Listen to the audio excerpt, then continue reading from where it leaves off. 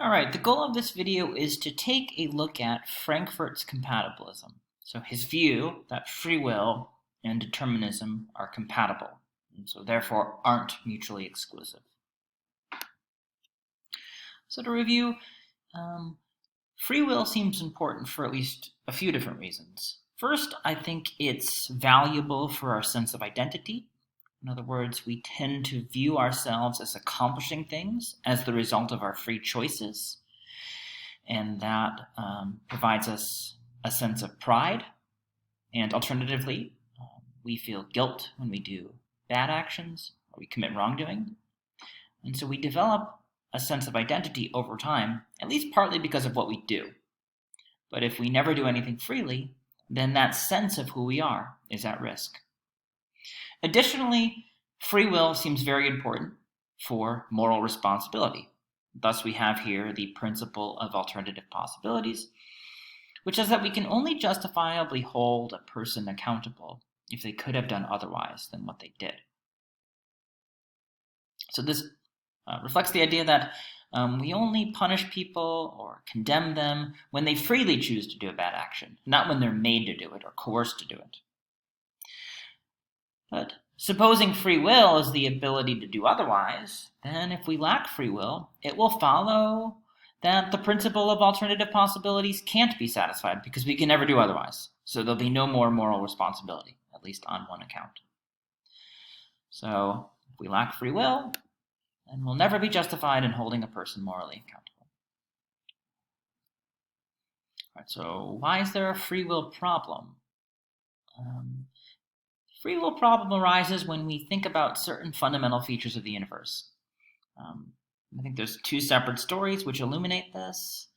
The first has to do with a person's character and how it's shaped or formed, and then the second has to do with causation, the idea that all events have causes. All right, so here is the argument that relates the idea of character to the idea of free will. So premise one notes that a person's character disposes them to act in one way rather than another. In other words, if I have an impulsive character, I'm going to act very differently than someone who is more moderate. Premise two notes that a person's character is shaped by environmental and biological features which are out of their control. So our character is shaped by our education, our upbringing, our culture, our media, our religion, in events that happen to us like traumas, and then also by biological features like our genetics. But both our environment, especially at a young age, and then our genetics, are not in our control. So since they're not in our control, it's not obvious that the way they affect us, and in particular constrain the character that we have, is in our control. It would therefore follow that when a person acts one way rather than another, it's not in their control. And since free will is the ability to do otherwise, it would follow, given this idea or conception of character, that we lack free will.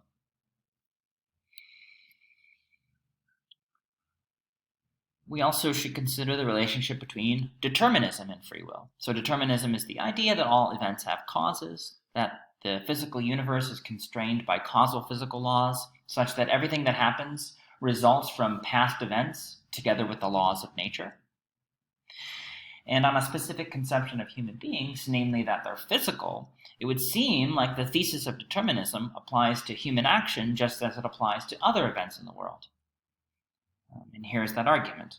All events are caused, which is the thesis of determinism. Premise two, human actions are events. So it would follow from 1 and 2 that human actions are caused, since human actions are events, and all events are caused. But if human actions are caused, they aren't freely done. And since determinism is true, free will is false. Okay, those were just two ways of illustrating why there might be a free will problem. Next, we saw that there were specific free will positions, and these had to do with the compatibility of free will and determinism. So if free will and determinism are incompatible, that means they're mutually exclusive. They both can't be true at the same time. But if they're compatible, then they're not mutually exclusive. All incompatibilists think that free will and determinism are mutually exclusive. That's why it's incompatibilist. And there are two incompatibilist views. The first is hard determinism. Hard determinism is the view that free will and determinism are incompatible, so they're mutually exclusive, but that determinism is ultimately true, such that we lack free will. Libertarianism is the opposite. It says, free will and determinism are indeed incompatible, but determinism as a thesis is false, at least as it applies to human action. And since it doesn't apply to human action, we regain our sense of free will, because we are not part of the causal deterministic order of the universe. Somehow, human beings are either rational or non-physical, such that the causal laws of nature, which make up the deterministic world, don't apply to them. And then we have compatibilism. This is what we'll be looking at in this video. This is the view that free will and determinism are compatible, so they're not mutually exclusive. And therefore, we possess free will even if determinism is true. All right, so Frankfurt's going to provide us a version of compatibilism in his paper, Freedom of the Will and the Concept of a Person. So it's compatibilist because he wants to argue that we have free will despite the truth of determinism. So he's not going to argue against determinism in order to show that we have free will. He's going to show how free will and determinism are compatible. So they're not mutually exclusive on his view. And he does so by establishing his idea of a person, or a concept of a person. And on this account, a person is not exactly the same as a human being. So we'll get to that. So Frankfurt argues that free will is the kind of thing possessed by persons. So free will and persons are related. For Frankfurt, a person is a being that is capable not only of desiring, but also wanting to have certain desires. So a person has more than just basic desires that they act upon. In addition, they're the kinds of beings that think about their desires and want to have specific desires. Like someone might say to themselves, I know I want to sit on the couch, but I want to run. I'd really like to be that kind of person who does want to run. Which is to say, that person wants their desires to be other than they are. Frankfurt's going to argue that that aspect of a person is crucial for free will. This capacity to think about what we want and to change what we want in light of those reflections. So according to Frankfurt, what makes a person distinct from other beings is that they can reflect on what they ought to want. They're not just subject to their immediate wants. And he says some beings lack this capacity. They are subject to their wants and desires and have no mechanism to evaluate them. I would argue that my dog lacks this capacity. He merely wants the food and then eats the food. He never stops and asks, for example, whether the kibble is healthy or if he should prefer something other than kibble altogether. He doesn't seem to have a mechanism for that kind of reflection and evaluation of his desires. And so he's not a person. Some beings, according to Frankfurt, are called wantons. A wanton is a being who lacks the capacity to reflect on their desires. So what's noteworthy philosophically about this being called a wanton is that they are just always governed by their immediate inclinations. Their desires arise and then they satisfy them. So an immediate inclination is a desire or want that arises independent of reflection. So my dog has an immediate inclination for the food when he smells it, or perhaps when he hears the sound of it hitting the bowl. Or a human being can have an immediate inclination for a pie as the result of smelling it baking in the oven. And no doubt you've had this experience where you have maybe a sense perception of something desirable, and then you have the desire for it. Like, I smell the pie, now I want the pie. Your wanting the pie as the result of smelling the pie is an immediate inclination for the pie. So Frankfurt's going to use this idea of reflecting on our desires in order to build an account of free will. And he's going to contrast the notion of free will with the notion of freedom of action. So Frankfurt argues that a being who is free to satisfy their immediate inclinations has freedom of action. So freedom of action is just the ability to satisfy an immediate inclination or want that arises. So my dog, when he eats the food, he satisfies an immediate inclination and he has freedom of action. If I put him on a leash and prevented him from eating the food when he wanted the food, he would lack freedom of action because he wouldn't have the ability to satisfy an immediate inclination for the food. Likewise, I exhibit freedom of action if I have an immediate inclination for the pie in the oven and then satisfy that immediate inclination by eating it. If nothing gets in the way of me satisfying that desire, then I have freedom of action. On the other hand, I lack freedom of action if the stove is locked and I can't access the pie because a mechanism has prevented me from satisfying my immediate inclination. So human beings can have freedom of action, and what Frankfurt calls persons will be able to have freedom of action. But persons, in addition to having freedom of action, will also have what we call freedom of will, which is something above and beyond freedom of action. So according to Frankfurt, wantons possess freedom of action, but not freedom of will. So wantons able to have desires and satisfy their immediate desires, but they lack this other reflective capacity which gets us freedom of will. So here's a first blush look at Frankfurt's account of free will. He says, a being possesses free will if two conditions are satisfied. First, they're able to reflect about their immediate inclinations and either endorse or reject them. So if I have an immediate inclination for the pie, then I have this first condition. If I can say to myself, well, do I really want the pie? I just ate lunch. Or do I really want the pie? I've been trying to cut back on my sugar. So that characterization reflects this first capacity, this ability to reflect. In addition to being able to reflect in that way, Frankfurt thinks it's important to be able to act in light of this kind of reflection, either by endorsing the immediate inclination or acting upon a new desire, which will replace the immediate inclination. So this could go two ways. I might say to myself, do I really want the pie? I really do want the pie. I deserve a treat. That would be me acting upon the endorsed immediate inclination. So like I have the immediate inclination for the pie, and then I endorse it by saying, you know what, I really do want the pie this time around. Or I might say to myself on reflection, I do want the pie, but I also need to eat dinner first, so I'm going to have a salad. And so I'm replacing the immediate inclination with a new desire. So this is crucial for personhood on Frankfurt's account. We're persons, and we possess free will if we're firstly able to reflect on our immediate inclinations and think about them and either endorse or reject them. Then, once we have endorsed or rejected them, we're either able to act upon them because we think that they're good to have, or we act upon a new desire because we've replaced the immediate inclination with one that we think is superior. This is what it means to possess free will. All right, Frankfurt's going to give us more language for understanding this concept. So he draws this distinction between first-order desires and volitions, and then he's going to contrast them with second-order desires and volitions. So a first-order desire is an immediate inclination.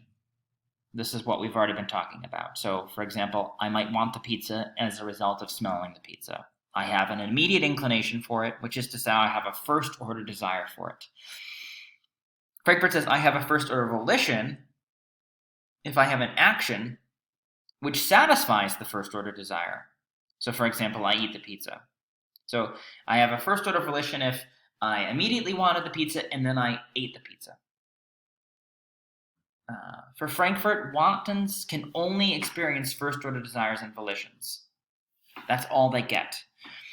And since all of their actions are just first-order volitions, they only possess freedom of action. So freedom of action is the ability to satisfy immediate inclinations. So freedom of action is the ability to have first-order volitions, because first-order volitions satisfy immediate inclinations or first-order desires. So if all we have are first-order desires and first-order volitions, then we'll lack free will. We will have freedom of action, but not yet free will. All right. In addition to first-order desires and volitions, Frankfurt argues that persons have second-order desires and volitions. And second-order desires are what he calls desires for desires. For example, I want to want the salad. That's a desire for a desire. That's what makes it second order. And a second order volition will be an action which satisfies a second order desire. For example, I eat the salad instead of the pizza. So my action is satisfying that second order desire that I came up with. I thought, well, I immediately want the pizza. It smells so good. But you know what? I'm trying to be healthy, so I want to want the salad instead. Therefore, I have a second order desire. If after having that second order desire, if having articulated in my mind the idea that I want to want the salad, I then complete an action which satisfies that desire, then I have a second order volition. So when we have a second order desire, we reflect on the content of our desires and endorse some while replacing others. And this reflective capacity means we're not merely subject to our immediate inclinations, but instead can change them. So imagine you want the pizza, but you have no capacity for a second order desire. Then you're just going to be subject to the immediate inclination to eat the pizza, and then you'll always be stuck eating the pizza. Now, here's where we're getting to free will. If you're always just stuck eating the pizza because you have an immediate inclination for the pizza, well, then it's not obvious that you will freely eat the pizza when you do, because you had no choice in the matter. It's just that your desires are immediately governing your actions. So for Frankfurt, we have free will if we can, on the one hand, have a second order desire, and on the other hand, if we can convert these second order desires into action through second order volitions. This is because freedom of the will is the ability to do otherwise. And being able to convert second order desires into action entails the ability to do otherwise. Because we're not just stuck having the pizza. We can say, I want the pizza, but I want to want the salad. And therefore, as the result of that reflection, I will have the salad.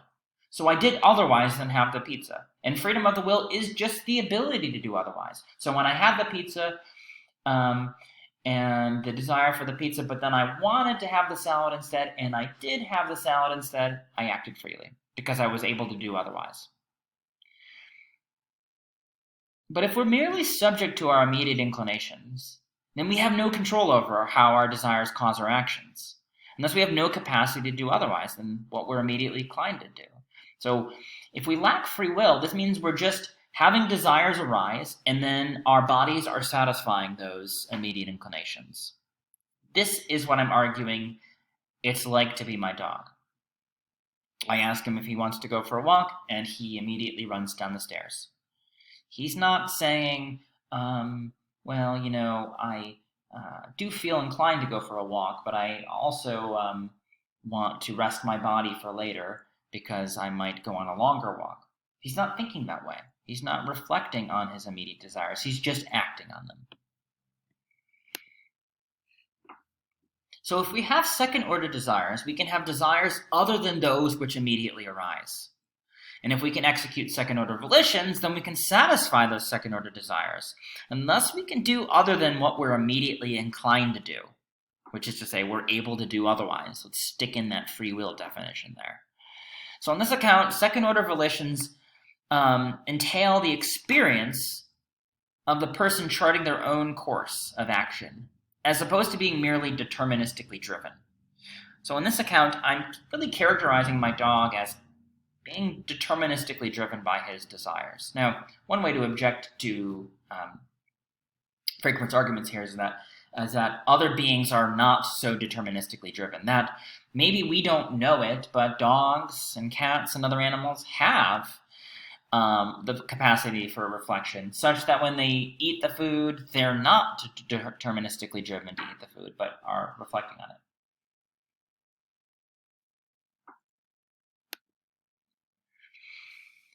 Okay, Frankfurt builds in to his account of free will this idea of addiction. He's going to use addiction in order to illustrate what he means by free will. I think this is really useful for understanding his compatibilism. So Frankfurt thinks that a human being addicted to a substance might have the desire for something other than the drug or the activity. So someone who's addicted to gambling might have a desire to do something other than gamble. So they might have the experience of saying, I can see that I really want to gamble, but I would like to go for a walk in the park instead. So they might have a first-order desire for the drug or for the activity, but then a second-order desire for something other than that. I think that description coheres with the phenomenological experience of the addict, which is to say, the addict experiences themselves as being able to reflect on what they should want. This is how people end up in recovery, because they say, I want to be different than I am, right? But what also seems true of addiction is that addicts lack the capacity to convert their second-order desires into second-order volitions. So when people are in the throes of addiction, they have the experience, let's say, of a desire for the drug immediately, but then they might have a second-order desire for something like a walk in the park. But they lack the capacity to convert their second-order desire into action, which is to say, the desire for the drug or the desire for the activity overpowers their second-order desire to go for a walk in the park or to do some other healthy activity. And therefore, they lack free will, at least in relation to their use of the drug or the activity. It overpowers them. So addicts can have second-order desires. They can say, man, I don't want to go gambling today. I want to walk in the park instead. And where they get hung up is that they're not able to convert that second-order desire to walk in the park into an action. And that's why they go into recovery, because they get help in realizing their second-order desires for things other than what they're addicted to.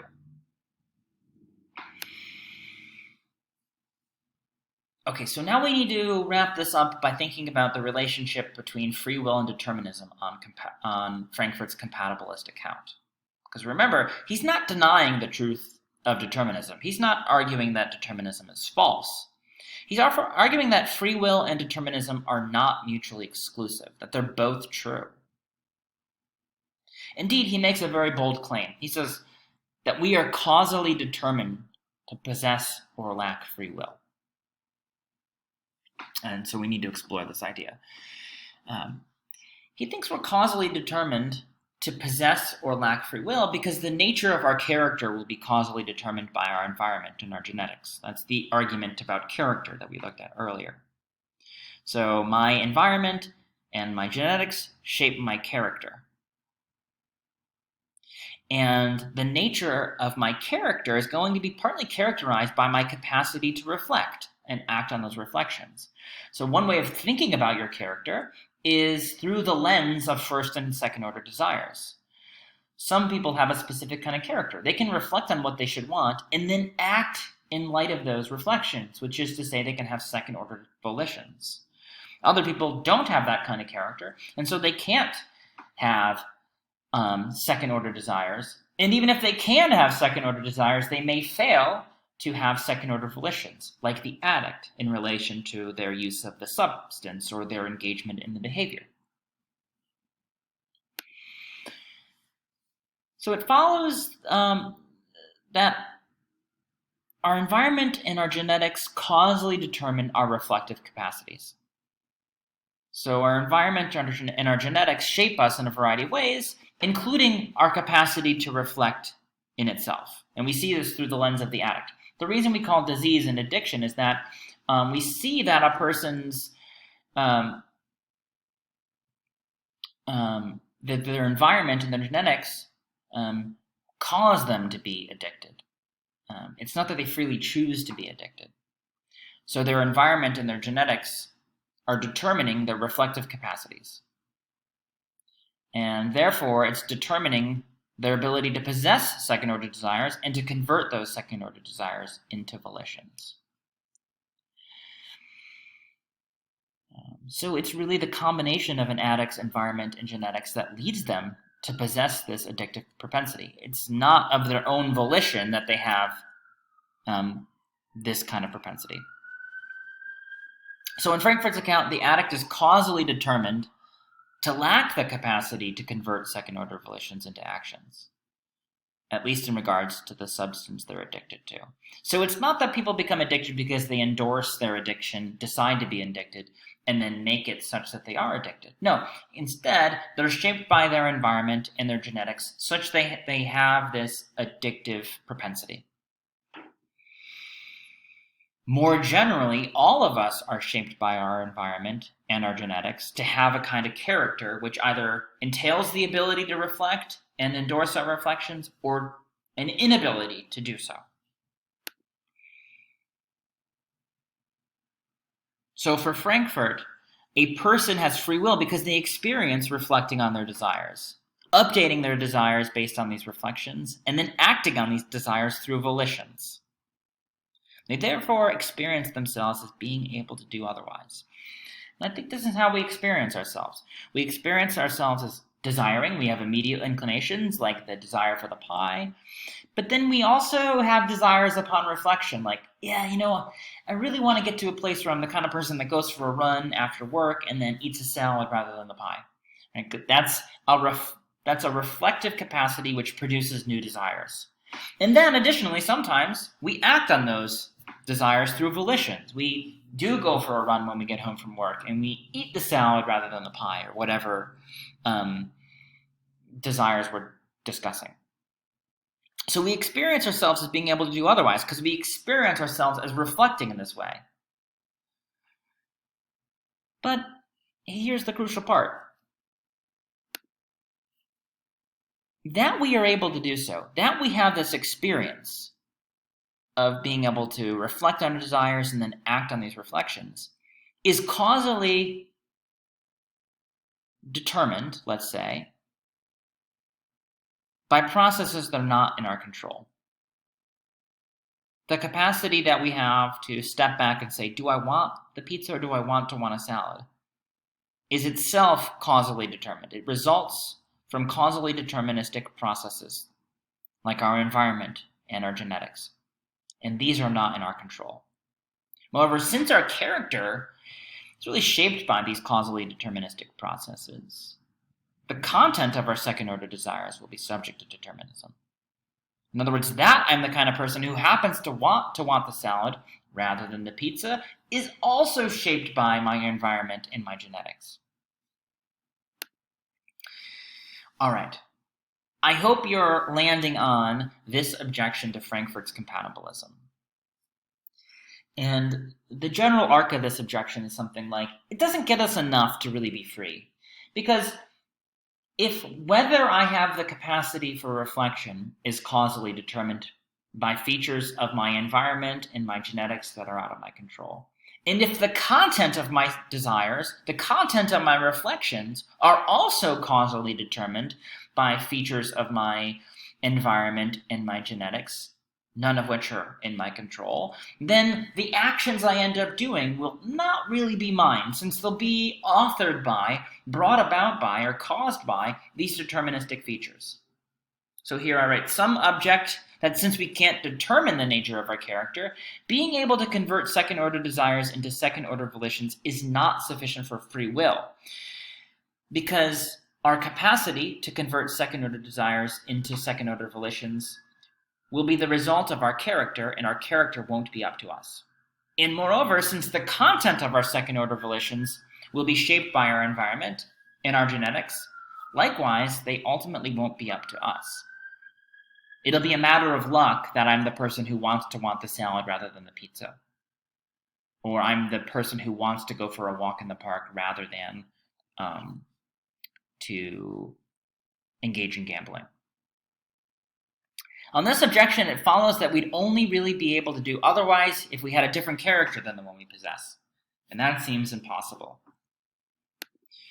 All right, here's a review. So Frankfurt defines a person as someone who can reflect on what they ought to want. So this is the ability to say, I know I want pizza, but I want salad instead. Or, I know I want to go gambling, but I want to go to the park instead and go for a walk, because I know that would be better for me. So he distinguishes between freedom of action and freedom of will.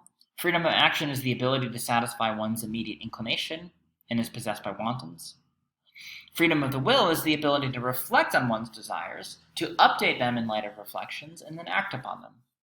A person with free will can have second-order desires and convert them into second-order volitions.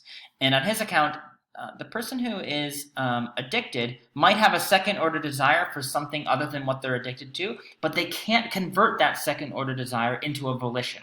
They get stuck, and they end up satisfying their first-order desire for the drug or the behavior rather than the second-order desire. And then finally, this is what makes it a compatibilist view. Since our capacity to have second-order desires and to convert them into second-order volitions is going to be shaped by our environment and our genetics, whether we have free will is itself causally determined.